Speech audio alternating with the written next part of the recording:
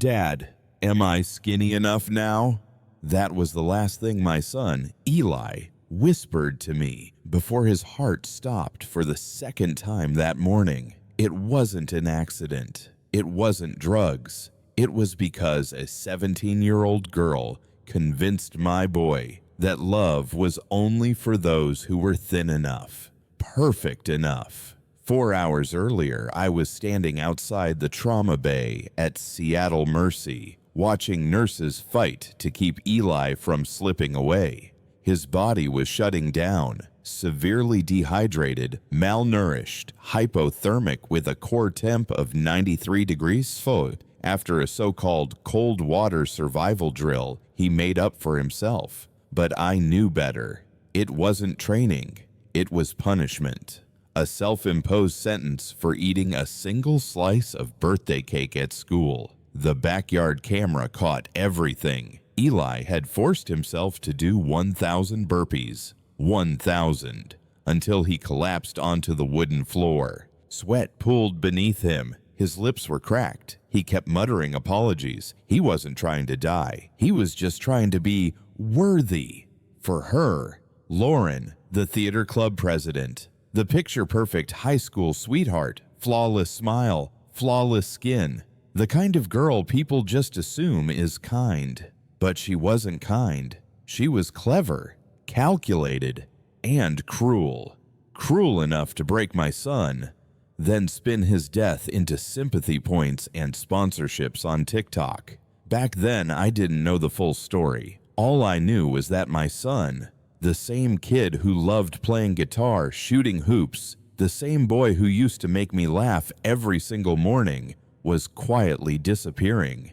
And I was helpless. Helpless to the point of madness. He looked at me with those fading eyes and asked that one final question. His voice cracked like glass, and I couldn't answer because honestly, I didn't know when it all began. I didn't know how long that wound had been festering. All I knew was this: it had to end. And if you think this is just some teenage love story, then I'm sorry. You're not ready for the truth. I remember that afternoon like it just happened. Eli came home earlier than usual. He didn't say a word, didn't even look at me. He just went straight upstairs, and a few minutes later, I heard a loud thud. I ran to the porch and saw his favorite basketball falling from the second-floor balcony. It rolled slowly and stopped right at my feet. I picked it up. My hands were shaking. That ball was sacred to Eli. We used to play with it every Saturday afternoon, just the two of us. If he threw it away, something was seriously wrong. But I didn't go upstairs, not right away. I knew my son. Eli wasn't the type to cry or vent. When something hurt, he shut down like a steel door slamming shut. If I knocked then, I knew I'd probably just get a cold. "Leave me alone, Dad." So I waited. The next morning, I woke up early, earlier than usual.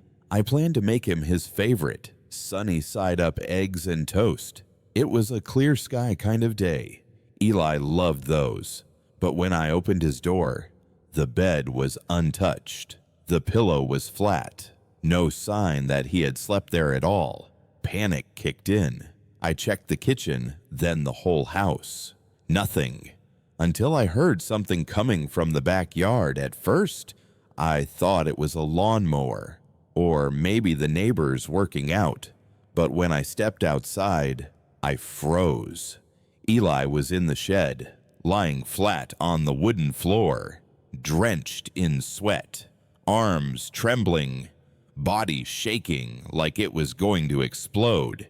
He was on his 65th burpee. He looked up, saw me standing there, breathing hard, but no shame, no guilt, no tears. Just this piercing, unfamiliar stare that made me question if I still recognized my own son. "Dad, we need to talk." I nodded and sat beside him, my head spinning. And that's when Eli told me what happened after basketball practice the day before. He had gone to talk to Lauren, his ex-girlfriend. He asked her to return his favorite hoodie. The gray one with the Roosevelt High basketball logo, the one I gave him in ninth grade, the one he used to treasure. She didn't give it back. She just looked him up and down and smirked. That hoodie fits someone with muscles now. Then Trevor, team captain, her new boyfriend, walked up, wearing that exact hoodie. He flexed and shouted, "Thanks, man. Fits way better without the extra fat." Everyone laughed. Not one person stood up for Eli. Not one. As he told me this, my chest tightened. I looked into his eyes, expecting to see sadness, or pain, or tears, but there was none. What I saw was empty, unhinged. "I'm tired of being the fat joke, Dad," he said. "I'm gonna change. Everything. And me. Like a fool." I thought maybe this was a good thing. Maybe this was his turning point. Maybe training would help him heal.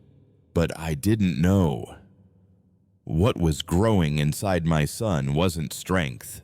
It was something darker, colder, and it was eating him alive, piece by piece. After that morning, Eli became someone else. He wasn't the same kid who used to sleep in on weekends, who skipped breakfast because he was too busy gaming, who laughed at old TikToks of him and his mom. All those things that made Eli Eli were gone. In their place, I started hearing alarm bells at 4 a.m. Not just once, but 5 or 6 alarms, all 2 minutes apart. One day I caught a glimpse of his phone while it was charging, unlocked by accident. His calendar was packed. 4 a.m. Run. 5 a.m. Weights. 6:30 a.m. Stretch. 7 a.m. Breakfast. Boiled chicken breast. No salt. I asked him, "Isn't that a bit early?" He didn't flinch. "Success requires sacrifice," he said, like he was quoting a YouTube hustle bro or some self-help podcast, whispering in his ear at 2 a.m. I didn't stop him, not because I agreed, but because I was afraid that saying the wrong thing would snap whatever fragile thread still connected us. So I stayed quiet.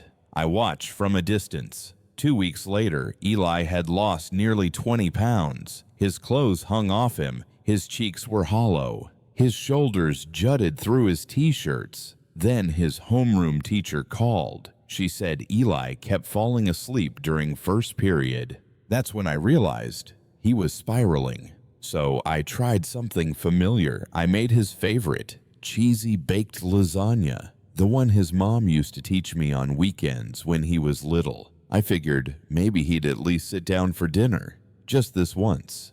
His grandmother came over that night too. She's old, hands shaky, but she still tried to make her classic Italian salad to go with the meal. Eli walked into the dining room carrying a plastic Tupperware box filled with dry boiled chicken and steamed broccoli. He didn't touch the lasagna, didn't even look up. He sat, silently eating his bland, joyless meal. No sauce, no salt, no emotion. His grandma looked at her salad, then at Eli. She didn't say a word, just lowered her head and wiped the corner of her eye with an old cloth napkin. "I can't eat junk," Eli said, chewing stiffly. "My body is a project. Everything that goes in needs to be calculated." I just sat there, stunned. Later that night, while clearing the table, I saw him standing alone on the balcony, scrolling on his phone. I caught one line of a message before he locked the screen. "She used to walk a few steps ahead of me at school so her friends wouldn't know we were dating." He turned back to me, voice thick with emotion. "You know what, Dad? I'm gonna become someone she regrets losing for the rest of her life." And in that moment, I thought, at least he has a goal. At least he's focused. But I didn't realize that goal was dragging him into a place no one could follow. There are memories I've tried to forget, but Eli never did. We rarely talked about his mom's death, not because we didn't care, but because we didn't know where to start. She didn't die in an accident. She didn't have cancer, no rare disease. She died in our own kitchen because of hunger, because of her obsession with the scale. Eli was only 11. He was the one who found her, collapsed on the kitchen floor, surrounded by shattered dishes and spilled water, her face pale, her eyes wide open, like she still had something to say. I got home at 7:30 that night. The ambulance and cops were already gone. Eli was sitting quietly on the front steps, clutching his old stuffed bear, leaning against the shoulder of our neighbor. I hugged him tight, but he didn't cry. He just asked me one thing. Dad, why did Mom call me perfect if she couldn't survive in her own body? I couldn't answer. After that, Eli never mentioned her again. No questions, no stories, no glances at old photos. He moved on like that memory had been erased. Until now. That night, after dinner with his grandma, I found Eli sitting silently in the corner of the living room. In his hand was a small leather-bound notebook I'd never seen before. I started to walk toward him, but he spoke first. Mom knew I was fat. She just never said it. His voice wasn't angry, wasn't accusing, just flat, cold, dry like dust. I froze. Back then, she made me everything I liked. Pizza, donuts, mac and cheese, and all she ever had was detox water. I thought she was spoiling me. Turns out, she just didn't want to eat. He looked at me, and I saw it. That fire in his eyes, quiet, steady, burning from somewhere deep. I believed her when she said I was perfect just the way I am. But that was the last thing she ever said to me before she dropped dead on the kitchen floor. Now I get it, Dad. No one loves a fat kid. No one actually believes those sweet little lies. I stepped forward to hold him, but Eli backed away. He stood, tucked the notebook into his hoodie pocket, and walked off to his room, closing the door behind him without another word. That night, I lay in the dark, eyes wide open. The image of my wife lying motionless on the kitchen floor kept looping in my head like a broken tape. But this time, it wasn't her I saw.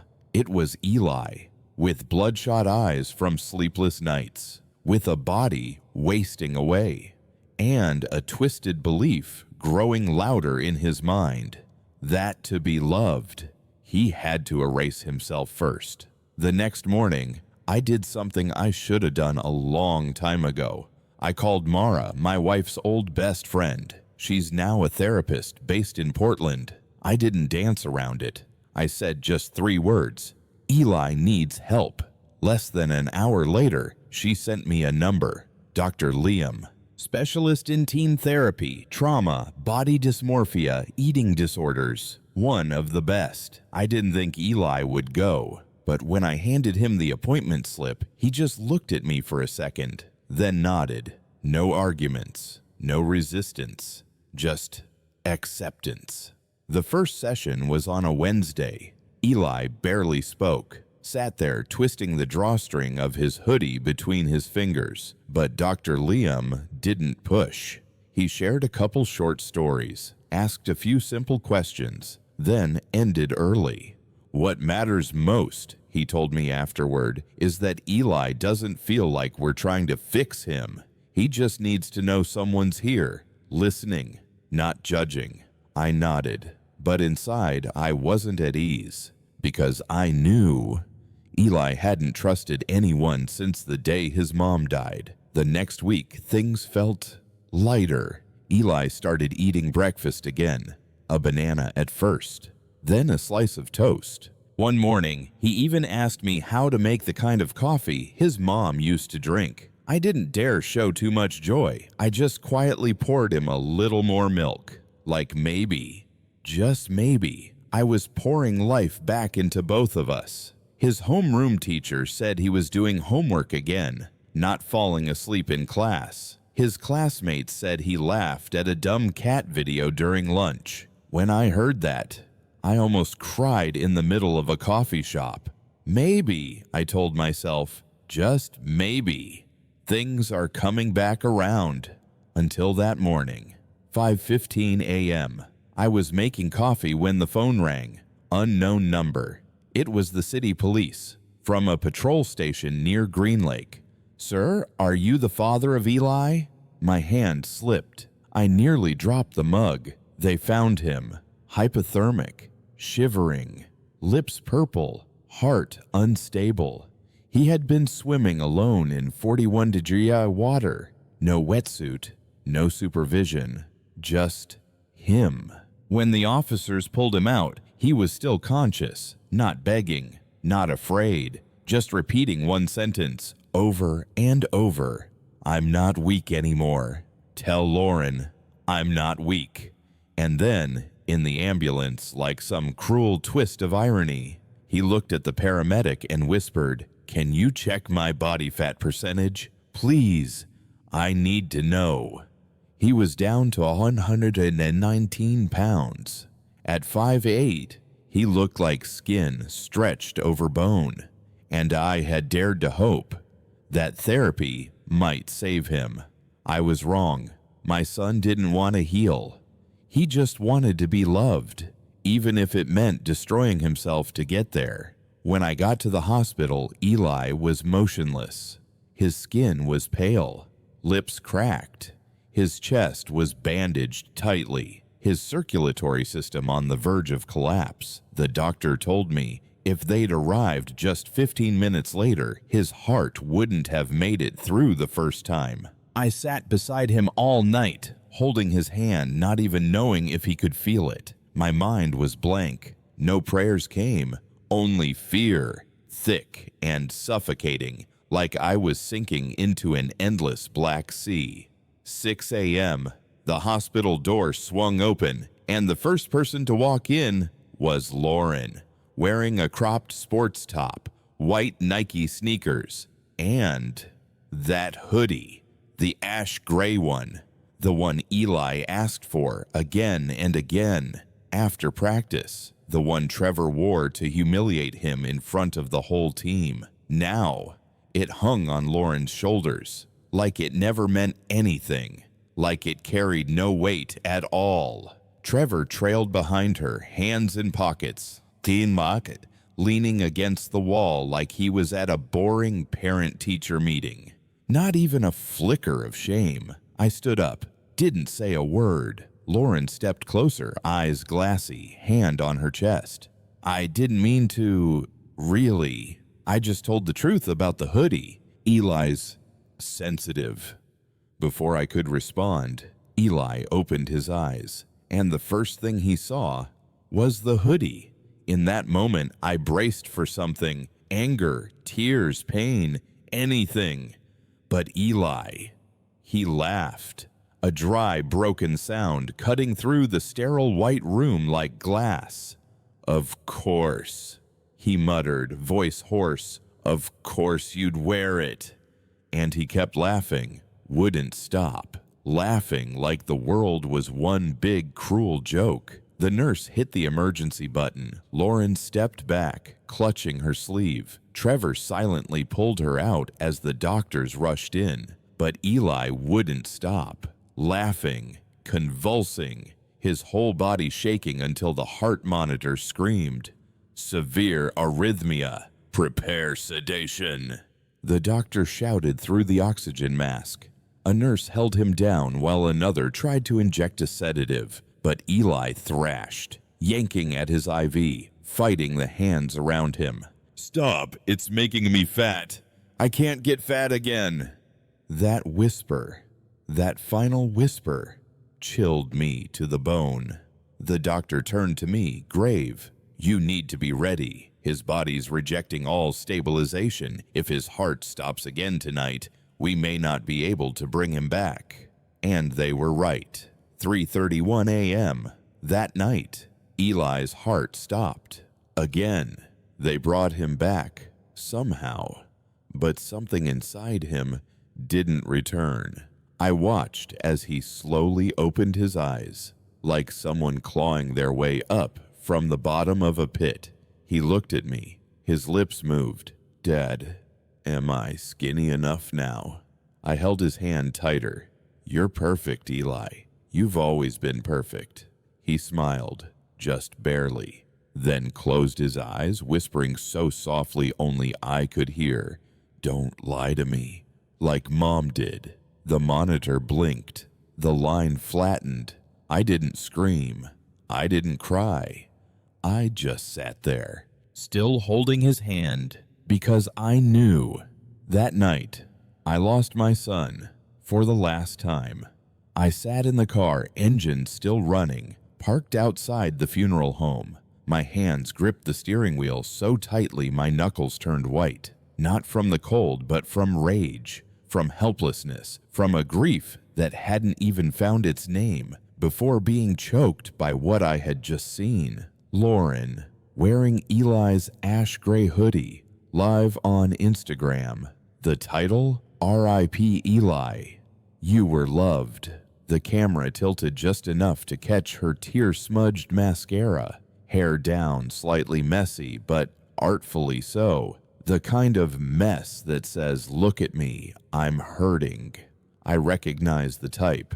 My wife once told me, girls don't always wear makeup to be beautiful. Sometimes they wear it to tell a story. Lauren used a black and white filter,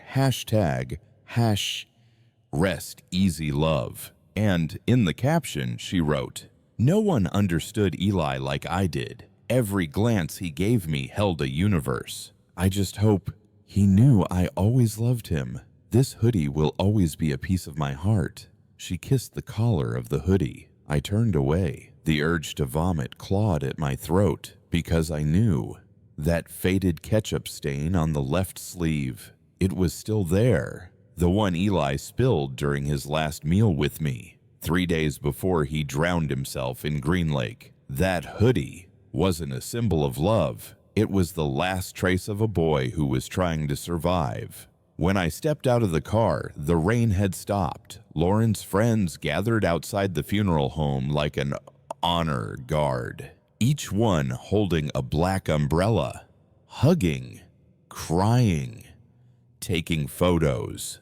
One of them giggled while reviewing the pictures, then straightened up, slipping right back into the role of the grieving friend. Lauren spotted me and instinctively pulled the hoodie tighter across her chest. She leaned in, whispered something to her friends. They moved in around her, a perfect emotional blockade. I didn't yell, didn't lose it. I just looked her straight in the eye and said, "Give me the hoodie." She raised a hand to her mouth, eyes wet, no filter this time.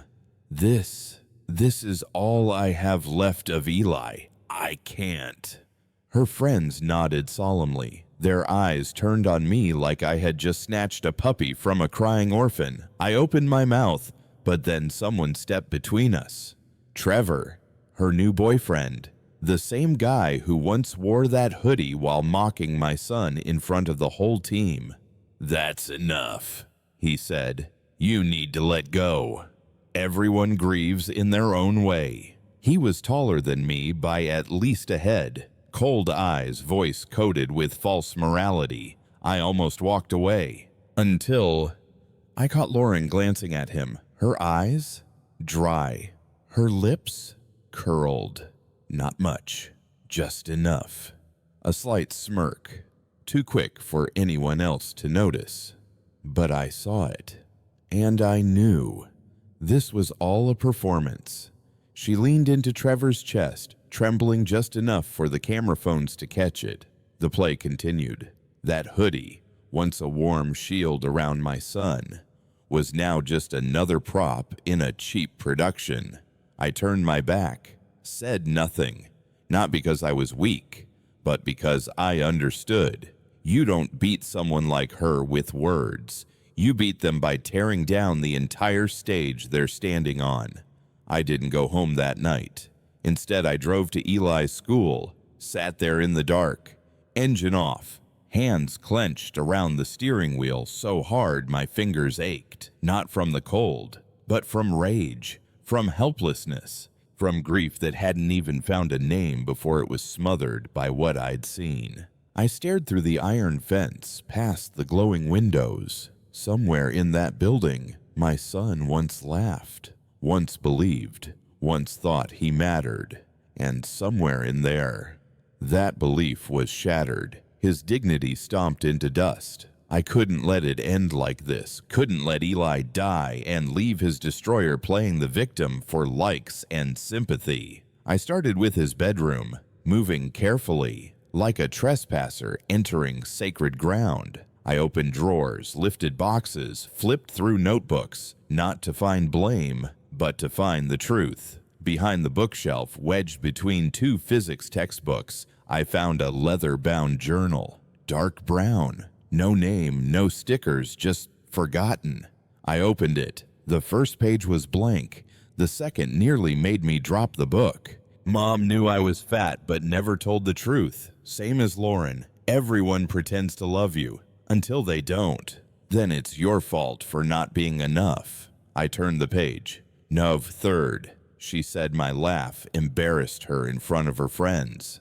Dec 18th. Made me wait in the car at Emma's birthday. Didn't want anyone to see us arrive together. Jan 22nd. Called me a practice boyfriend. Thought I didn't hear. I shut the journal. My hands were shaking like I had a fever. That last one, practice boyfriend. The phrase echoed in my head like a war drum. Eli hadn't exaggerated a thing. His handwriting was clean, dates exact, entries precise, not the scribbles of a kid whining, but the records of someone trying to prove to himself that what he felt was real, that his pain wasn't imagined, that he wasn't crazy, that maybe if someone ever found this, they'd understand why he couldn't take it anymore. The next day, I created a new Instagram account, anonymous, not for revenge, but for exposure, for the truth, one post at a time. I began collecting everything Lauren posted, the grief-stricken captions, the carefully staged stories, the photos of her in Eli's hoodie with those fake poetic quotes. Then I cross-checked them with Eli's journal. The dates Lauren poured her heart out online matched the same days Eli had documented being humiliated in front of the whole school. The gap between her version and the truth was enormous. And yet, people believed her, until I wasn't the only one holding the truth anymore. 2 days later, I got a message from an account named Alexandra. R89. I don't know what to do. I'm scared of her, but I can't stay silent anymore. It was Alexandra, Lauren's closest friend, the one who'd taken most of the funeral photos she posted. She told me Lauren had done this before, to others. No one believed it, because Lauren always knew how to flip the script, turn victims into fragile, dramatic messes. Then the message disappeared. Alexandra deleted her account, but I had already taken a screenshot. And, for the first time, I saw light, faint, fragile, but real. I wasn't alone anymore. Lauren hadn't just broken Eli. She had a pattern, a game, a history. And this time, I'm ending it. I wasn't waiting anymore. I couldn't sit back and watch Lauren keep playing the role of the shattered girlfriend while selling $20 memorial bracelets, collecting sponsorships from mental health advocacy brands, and even submitting a college scholarship essay titled Losing Eli to an Eating Disorder and How I Learned to Forgive. Forgive. I swore to myself she would never get that chance. The first crack came from Trevor. He called me late one night. His voice was shaking. I don't know what to do, but you need to hear this. He sent me a 3-minute voice recording. Lauren's voice, clear, loud, no attempt to whisper. Just wear the hoodie, stand on the court, flex your arms. That'll shut him up for good. Make sure the other guys laugh too. He needs to feel it. Oh, and block the exits. I want him to break right there. And then the final line, like ice in my veins. It's just a little humiliation therapy. He needs to know how low he really is. My hands trembled, not from shock, but fury, because now I had proof, not just Eli's words, but her voice, her intent, her plan. Lauren wasn't careless. She was calculated. And Eli wasn't the first. 2 days later, Alexandra messaged me again. New account, no name, no profile photo. I can't sleep. I saw her practicing her crying face in the mirror. She picks the angle, the eye contact, the hair tuck, all for the live stream. She attached a secretly recorded video. Lauren in the school bathroom, rehearsing sadness in the mirror. Over and over, she'd film, stop, adjust, laugh, repeat. Not a single real tear, only rehearsal, like she was prepping for the biggest stage of her life. Then came the box. Trevor found it, hidden in Lauren's locker, tucked behind a pile of old notebooks. A wooden box. On the lid, faint marker letters read, "Love Memories." But inside, there were no letters, no photographs, no keepsakes of shared affection. Inside were trophies, souvenirs from every boy Lauren had dated. A silver necklace with a broken clasp. Eli searched the whole house for it once. A baseball cap with Nate stitched into the brim. A torn pair of movie tickets dated January 5th. A school ID photo, corner cut, labeled Jaden Marks. Each item in its own Ziploc bag. Each bag with a note. Practice boy number 2. Cried after 3 weeks. A 4. Broke arm from starving himself. Best one yet. 6. Best one yet. Number 6. Eli. I sat there for hours holding that box. And now I knew. To Lauren, this wasn't love. Not confusion, not a mistake. It was a game. And Eli was her masterpiece, her emotional performance of the year. I copied everything. Every video, every message, the audio, the diary, the locker box, all of it. Time-stamped, cataloged, verified. Then I started sending. To the principal at Roosevelt, to parents from the old PTA, to the school therapist, and to the local news station. Lauren wasn't performing alone anymore. This time, I built the stage and the audience. There watching. That morning, Lauren posted a polished, full-color poster on Instagram. Memorial fundraiser for Eli, supporting Roosevelt's Eating Disorder Awareness Fund. All proceeds will be donated to charity. Location, Roosevelt High Auditorium. Date, Eli's birthday. Featuring drama club, choir, student media team. Guests, local news reporters, city education board representatives. The caption read, Eli always wanted to help others. This is how his love will live on. The photo attached? A shot of Eli smiling wide on the basketball court, cropped carefully to hide the faint scar on his left wrist, the one he got the first time he tried to hurt himself. At the same time, I sent a file called Truth Zip to every parent on Roosevelt's mailing list. Inside, a video of Lauren practicing crying in the mirror, the voice recording of her planning, Eli's public humiliation, Eli's handwritten journal, photos of the love memory box and its labeled trophies, a screenshot of Lauren using Eli's name to apply for a nonprofit scholarship. No long message, just one line. Eli didn't die from a disorder. My son died from being broken, bit by bit, by someone who knew exactly what she was doing. Less than 2 hours later, the Roosevelt parent form exploded. Replies poured in. We believe the wrong person. She's performing grief built on pain she caused. There's no way my kid's attending that memorial. The principal called me at noon. His voice shook like a fever. I didn't realize it was this serious. We'll need to verify everything, but if it's true, we won't let the event happen. I answered quietly, You don't need to verify. Just play the last recording. That afternoon, Lauren went live. She proudly announced they had raised over $6,000 from tickets and memorial bracelets. When someone asked in the comments where the money was being donated, she replied vaguely, Everything will be transparent soon. Please trust me. Justice for Eli. But this time, people weren't buying it.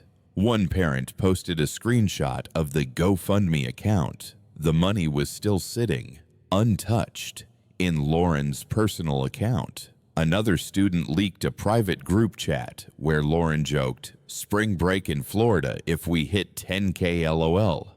Someone else shared her scholarship essay. The opening line read, I lost the one I loved because of toxic masculinity and adult silence.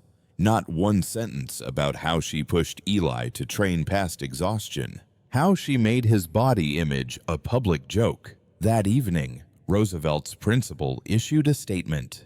The memorial was officially canceled. Reason: allegations of financial misconduct and inappropriate conduct during event planning. Lauren deleted every post overnight, but it was too late. The community had seen, had listened, and understood.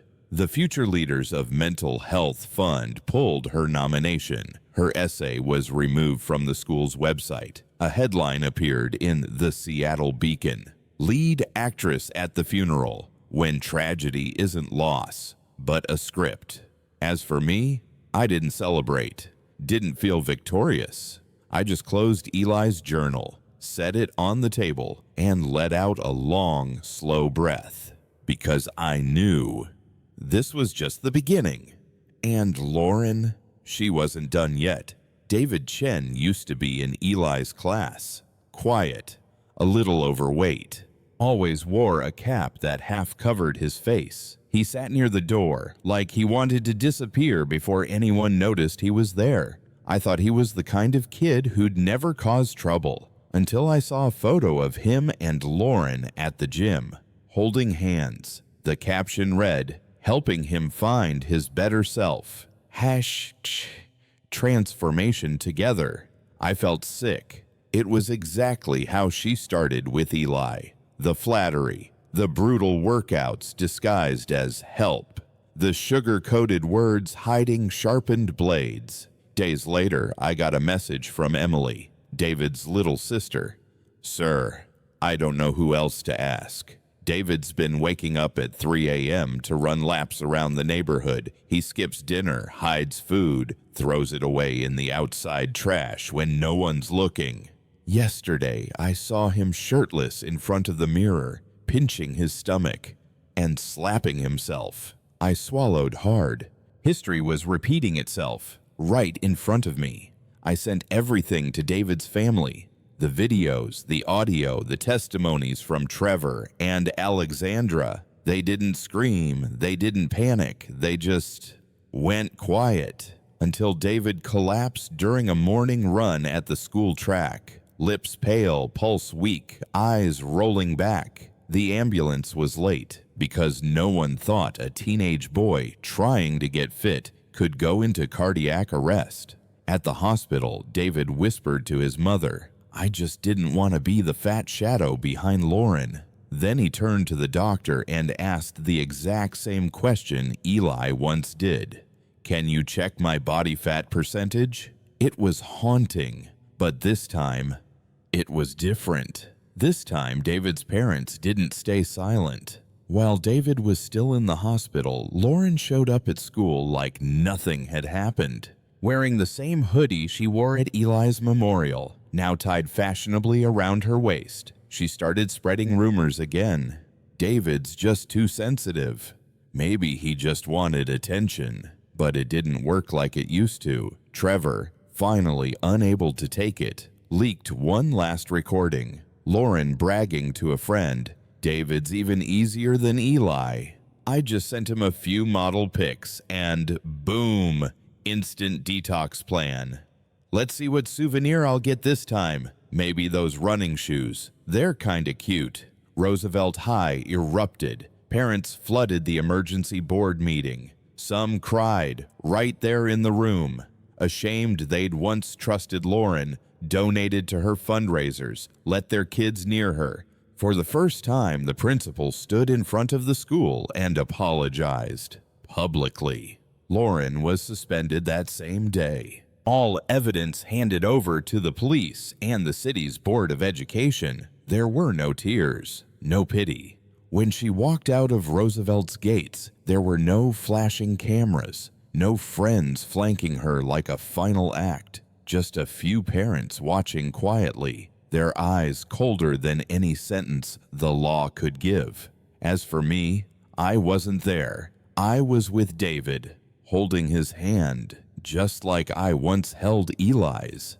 And when he opened his eyes and whispered, "Eli warned me," I just didn't believe him. I swallowed my grief and nodded, because this time, the story didn't end with death. This time, I chose life as the final chapter. 3 weeks after Lauren was suspended, her family left the city. No announcement, no goodbye, no public apology. But one morning, I received a small package, no return address. Inside was Eli's ash gray hoodie, clean, folded neatly in tissue paper. Tucked inside was a handwritten note, shaky and uneven. "We were wrong.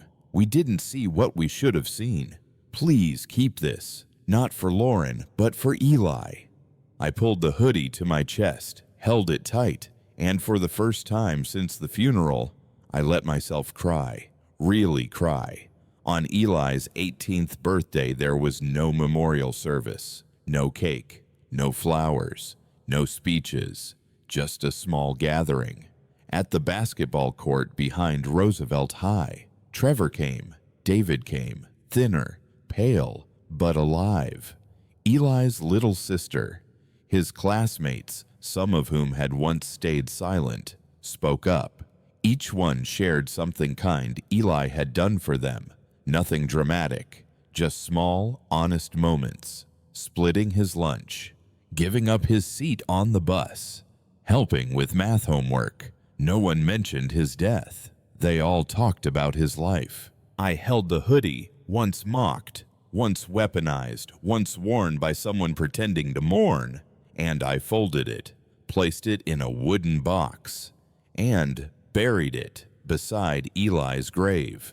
Not as a symbol of pain, but as the end of a cycle, a quiet alarm for those who once looked away. After that day, we started the Eli Foundation, a support network for high school students dealing with emotional manipulation, body image disorders, and teen depression, not to wage war against the cruel, but to protect the unheard. I still keep Eli's journal in my bedside drawer, not to hold on to grief, but to remind myself, monsters don't always wear fangs. Sometimes they smile gently, speak kindly, and bury blades inside the most honest words.